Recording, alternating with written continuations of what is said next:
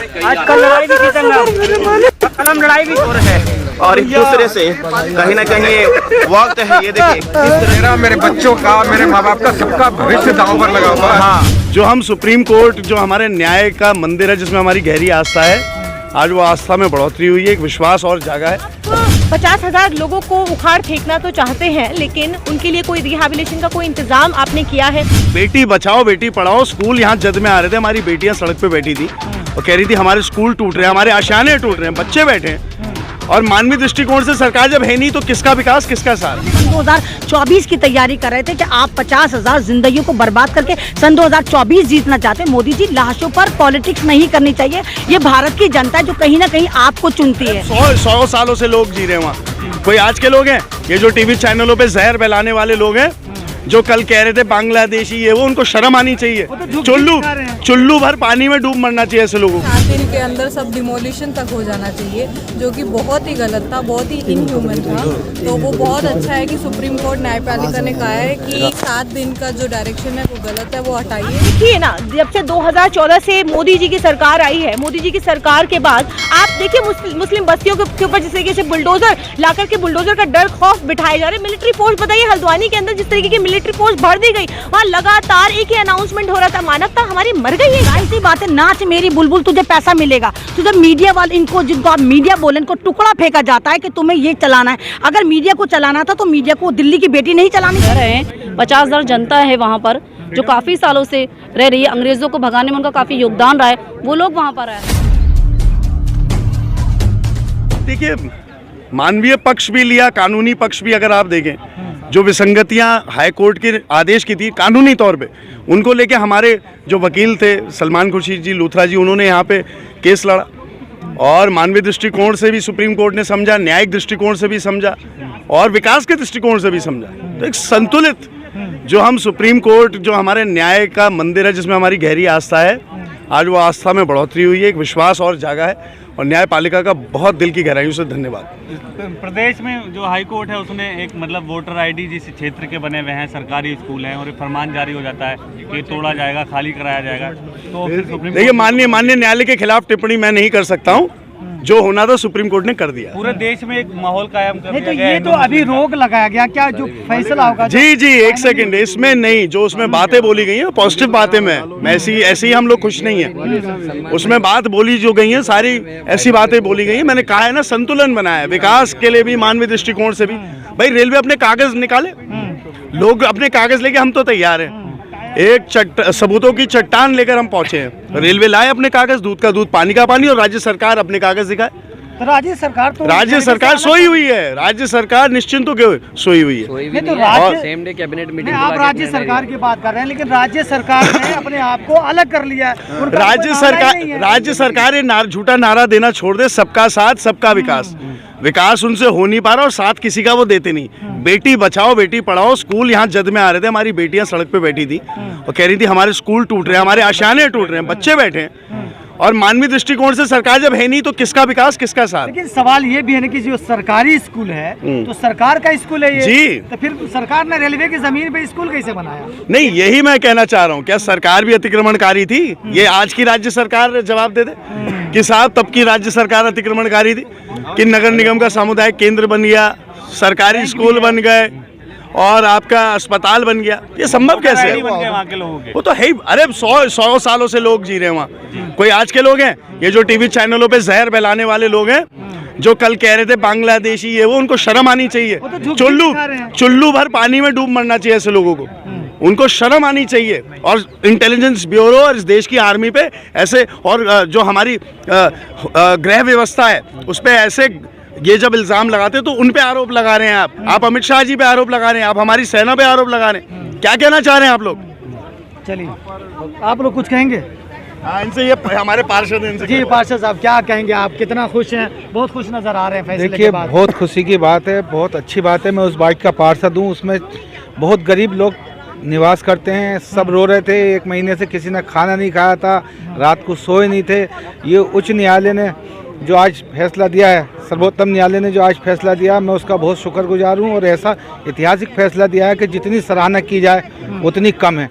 और देखिए, वहाँ पर जो है ये जो रेलवे अपना दावा कर रही है बिल्कुल बेबुनियाद है। रेलवे की वो जगह ही नहीं है, क्योंकि वहाँ लोगों के पास शत्रु संपत्ति के कागज़ हैं जो ऑक्शन में खरीदे गए हैं, हाउ टैक्स है और उसका नाम क्या पट्टे हैं, फ्री होल्ड है। दुनिया की जो इंडिया के कानून है, जो संविधान है, कोई चीज़ ऐसी नहीं है जो वहाँ अवेलेबल ना हो। ये सरासर रेलवे का जो दावा है बिल्कुल गलत है और रेलवे इसमें अपना कोई भी पक्ष रख के ये केस नहीं जीत पाएगी। ये केस हमारे पक्ष में आएगा। हम सुप्रीम कोर्ट को अब अपना पक्ष रख के बताएंगे, अपने सारे कागज़ दिखाएंगे। हमें सुप्रीम कोर्ट पे पूरा भरोसा है, वो हमारे पक्ष में होगा। लेकिन जो तस्वीर टीवी पर आ रही थी वो सिर्फ झुग्गियां दिखाई जा रही थी, तो क्या उस इलाके में जो 4300 घर हैं, 4300 कुछ घर हैं, क्या वो सिर्फ झुग्गियां ही थी क्या? नहीं भाई, देखिए आप एक बात सुनिए ना, किसके लिए क्या कहा जा, आप खुद समझदार हैं। आजकल चैनल क्या दिखाते हैं क्या नहीं दिखाते ये आपको पता, लेकिन झुग्गी तो एक वो खाली मॉडल था। ये आप अभी दिल्ली के रेलवे स्टेशन पर जाइए, वहाँ भी आपको झुग्गी मिल जाएंगे। बॉम्बे में जाइए, बॉम्बे में मिल जाएंगे। पूरी इंडिया के अंदर कहीं भी जाइए, लेकिन जो दर्शाया गया है कुछ चैनलों के माध्यम से वो बहुत गलत है। जो ईमानदार चैनल हैं जिन्होंने सही दिखाया है, उसी के आधार पर हमें आज सुप्रीम कोर्ट ने राहत दी है और पूरे देश में हमारा एक मैसेज गया है। लेकिन राज्य सरकार के बारे में एक सवाल करते हैं, राज्य सरकार रेलवे से अलग क्यों हो गया? रेलवे ने तो राज्य सरकार हाथ पे हाथ धरे बैठ गई, क्योंकि राज्य सरकार भी जो अतिक्रमण किया हुआ है तो राज्य सरकार ने भी किया है। जैसे स्कूल है, कॉलेज भी है कुछ जी। हाँ, 2 इंटर कॉलेज है। मैं बता रहा हूँ आपको, 3 प्राइमरी स्कूल हैं, मंदिर हैं, पानी के ओवरहेड टैंक हैं, सिविल लाइन है। ये सरकारी सारी सरकारी चीजें हैं। और मैं सबसे बड़ी बात तो एक चीज़ ये बताता हूँ, नगर निगम ने उस पर अनापत्ति प्रमाण पत्र रखा है कि ये जमीन हमारी है। मैं भी प्रमाण पत्र, हाँ, वो तो हाउस टैक्स लेती है। जब रेलवे की जमीन है तो सारी सुविधाएं क्यों, और उसके साथ साथ फिर नगर निगम आज तक टैक्स क्यों वसूल करता चला है? आज उसमें हमें फौरी तौर पर थोड़ी राहत मिली है, लेकिन पूरी तरह राहत नहीं है। राहत तब होगी जब उन परिवारों को पूरी तरीके से हम लोग न्याय दिला देंगे। लेकिन आज फिलहाल स्टे मिला है, इस बात की बहुत खुशी है। उन परिवारों तक भी इसकी खुशी पहुंची है। तमाम लोग हल्द्वानी से यहाँ पर पहुंचे हुए थे और उनकी आंखों में, आप यकीन मानिएगा कि उनकी आंखों में आंसू थे और बहुत शुक्रिया कहते हुए वो यहाँ से आंसू भरे, अपनी आंखें खुशी के आंसू थे, लेकर गए हैं यहाँ से। और मैंने तो उनसे यही कहा है कि मेरा सलाम कहिएगा उन्हें। और यहाँ पे सुप्रीम कोर्ट की जहाँ तक बात है, देखिए आज 2 जजेस की बेंच थी। 2 जजेस की बेंच ने हल्द्वानी मामले को सुनते वक्त बार बार एक ही सवाल किया कि आप 50,000 लोगों को उखाड़ फेंकना तो चाहते हैं, लेकिन उनके लिए कोई रिहैबिलिटेशन का कोई इंतज़ाम आपने किया है? पहला। दूसरा ये कि कानून और कानून के नज़रिए से और मानवता के नज़रिए से भी इसको देखना बेहद ज़रूरी है। बेहद संवेदनशील मामला है। महिलाएं, बच्चे सड़कों पर बैठे हैं, तो इस तरीके से एकदम से हाईकोर्ट का फैसला आना और 1 हफ्ते के अंदर ये कह देना कि आप वहाँ पे बुलडोज़र चलेगा और वहाँ पे सब कुछ तोड़ फोड़ किया जाएगा, तो इसको फ़िलहाल अभी रोक लगाई है सुप्रीम कोर्ट ने। और स्टे है 7 फरवरी की तारीख मिली है, अगली सुनवाई है 7 फरवरी को। उससे पहले रेलवे को ये कहा है कि आप उससे पहले ये प्लान एक लेकर आइए, क्योंकि अगर ये रेलवे की भी ज़मीन है तो कम से कम रेलवे अपने दस्तावेज भी पेश करे। और दूसरा ये कि साथ में ये भी रेलवे को कहा है कि आपके पास कोई प्लान होना चाहिए, कोई रिहैबिलिटेशन प्लान होना चाहिए। उससे पहले कुछ ऐसा प्लान होना चाहिए कि आप ये बता सकें कि इन लोगों को आप जो हटाना चाहते हैं इसके लिए किस तरीके का इंतज़ाम है वहाँ पर। आप ये सोचिए कि वहाँ पर स्कूल्स हैं, वहाँ पर कॉलेजेस हैं, सरकारी स्कूल्स हैं वहाँ पर। तो अगर रेलवे की ज़मीन, सरकार के स्कूल हैं और राज्य सरकार ने इस मामले से खुद को अलग कर लिया, ना ही तो उनकी मदद के लिए तैयार, ना ही किसी बयानबाजी के लिए। देखिए जब कोविड से पहले 2020 तक ये कहा जा रहा था कि 19 एकड़ ज़मीन बताई जा रही थी रेलवे की, उसके बाद अचानक वो 29 एकड़ हो गई, अब वो 78 एकड़ हो गई। तो देखिए ये ज़मीन डे बाय डे ये फैल ही रही है, ये बढ़ ही रही है रेलवे की ज़मीन। तो देखिए पहले नजूल प्रॉपर्टी भी कही जाती थी कि नजूल प्रॉपर्टी के अंतर्गत आती है। नजूल प्रॉपर्टी वो होती है कि जहाँ पर पुनर्वास की ज़मीन होती है, इन फ्यूचर के लिए रखी जाती है। तो देखिए सुप्रीम कोर्ट की बार बार एक ही चिंता थी, एक ही चिंता ये व्यक्त कर रहे थे कि मानवता को देखते हुए आप कोई प्लान लेकर आइए। तो इस तरीके से सुप्रीम कोर्ट का फैसला रहा और खुशी है कि इस तरीके का फैसला सुप्रीम कोर्ट से जब आता है तो जाहिर सी बात है हज़ारों परिवार जो टूटने की कगार पर थे वो अब नहीं टूटेंगे। तो कुछ ही समय में पूरे देश में हिंदू मुस्लिम का माहौल कायम कर दिया गया। बताया गया कि वो बांग्लादेशी हैं, वो कॉलोनी में जो वहाँ पे लोग निवास करते हैं, वहीं उन लोगों की सरकारी नौकरियाँ भी रही हैं, वोटर ID भी हैं और उन्हें बांग्लादेशी बताया क्या जाता है। लगता है इसे ये कैसे देखते हैं? 24 का प्लान है जो पूरा बांग्लादेशी बताना? देखिए ये बार बार आप एक ही चीज देखिए कि जहाँ पर भी 1992 के बाद जहाँ जहाँ कॉलोनियाँ बसी हैं, दिल्ली हो, मुंबई हो, अहमदाबाद हो, तमाम जगहों पर जहाँ पर नई बस्तियाँ बसी हैं, और या आप बिफोर इंडिपेंडेंट भी ले लें, क्योंकि हल्द्वानी में जिस तरीके की बात ये हल्द्वानी के लिए कही गई कि वहाँ पर 1920 से लोगों के पास दस्तावेज है, पट्टे की ज़मीन है, लीज की ज़मीन है, तो अलग अलग लोगों के पास दस्तावेज है, इसीलिए सारी पिटीशन को क्लब कर दिया गया। प्रशांत भूषण ने की अलग पिटीशन है, सलमान खुर्शीद की तरफ से अलग डाली गई है। तो देखिए ये अलग अलग पिटीशन है और अलग अलग पिटीशन को क्लब करके इसको चलाया जा रहा है। तो देखिए अलग अलग सबके पास दस्तावेज हैं, तो उन दस्तावेजों को भी देखना बेहद ज़रूरी है। मैम क्या कहेंगे जिस तरह से ये जो पूरा प्रकरण चल रहा था, उसमें लोग जो महिलाएं जो ख्वातीन जो दुआएं कर रही थी, लग रहा था अर्श हिल जाएगा, तो ये इमोशन और उसी इंसानी बैकग्राउंड पर जो फैसला कहीं ना कहीं आया है, बिल्कुल कह सकते हैं आप, बिल्कुल कह सकते हैं। और देखिए बड़े अफसोस के साथ इस बात को कह रही हूँ कि आपने कहा कि 2024 की तो ये कहीं तैयारी नहीं है। क्यों नहीं, आप देखिए ना, जब से 2014 से मोदी जी की सरकार आई है, मोदी जी की सरकार के बाद आप देखिए मुस्लिम बस्तियों के ऊपर जिस तरीके से बुलडोजर ला करके बुलडोजर का डर खौफ बिठाए जा रहे हैं। मिलिट्री फोर्स बताइए, हल्द्वानी के अंदर जिस तरीके की मिलिट्री फोर्स भर दी गई, वहाँ लगातार एक ही अनाउंसमेंट हो रहा था। मानवता हमारी मर गई है क्या?